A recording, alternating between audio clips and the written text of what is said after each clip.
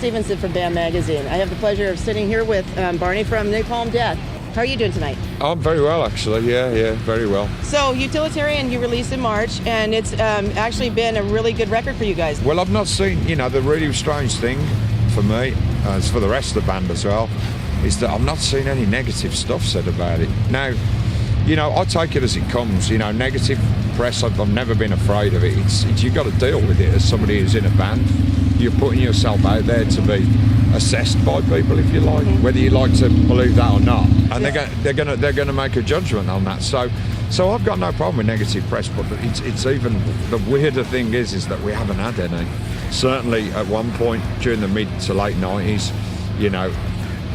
like the negative stuff was like it was the other way around. Actually, it was pretty rough, for a few years, but now it's turned on its head. And you're actually one of the fortunate bands that actually, because the 90s were really rough on metal bands. I mean, the grunge came in and it didn't impact on us, sorry to interrupt, but it didn't impact on us because, as we said before the interview, Napalm was never a straight up metal band, so we didn't have anything to fear. Actually, the more underground elements of grunge, if you want to call it that, we kind of had we ran in parallel with those, really. Right. So you're because we were an underground band, kind of imageless, and bands like Tad. In the early days of Shane, our bass player, was friends with Tad, So we knew those guys. We had the same spirit, same ethos, and so it would never affect us. Because you're talking about the bands that were affected were perhaps bands that were deliberately targeting a mainstream audience. There was a lot of image then. If you're going to talk about the glam things, Hollywood stuff, we were never a part of that. There was nothing. We were nothing to do with that stuff. This one's called Everyday Pops. Thank you.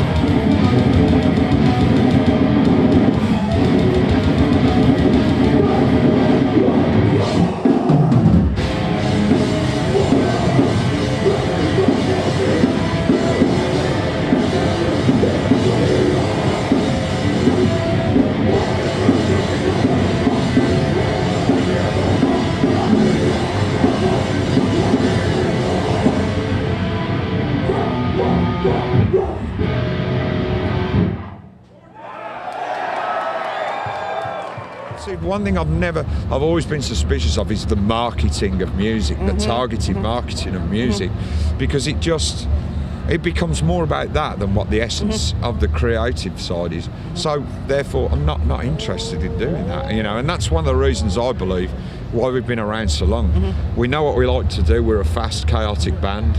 Yeah, we have other elements to the sound, the ambient of the sound, but that's what we essentially are. So that's what we're going to do. So we don't have to target ourselves to anybody. We're not going to change it or shift it just to suit a demographic or whatever.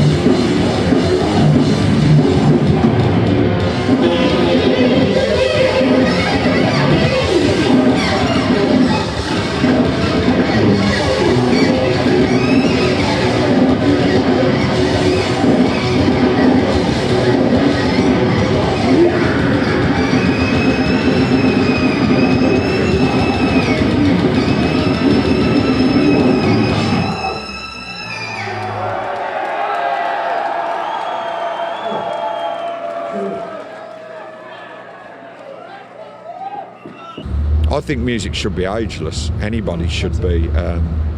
It should be accessible to anybody. Whatever the content as well. I believe personally, and so that's what we always try and encourage. Me personally, I'd do away with the whole concept over here of kids not being able to get into shows under a certain age. It's like you can't trust kids to not like going to an area and watch a gig. You're so paranoid about them getting Right. near the bar. That's fucking stupid. Yeah. We don't have those rules in Europe. Exactly. Kids just walk in. Yep. If a barman thinks they're too young to get served, they don't get served. Right. That's it. End of story. You know, I think they do kids a disservice over here sometimes. Right. I just don't think it's fair Right. that people under a certain age shouldn't be able to experience these shows. You know, Absolutely. it's totally unfair. And I mean, I would think too, it's just like, you know, in Europe, because you don't have those rules or those laws or whatever.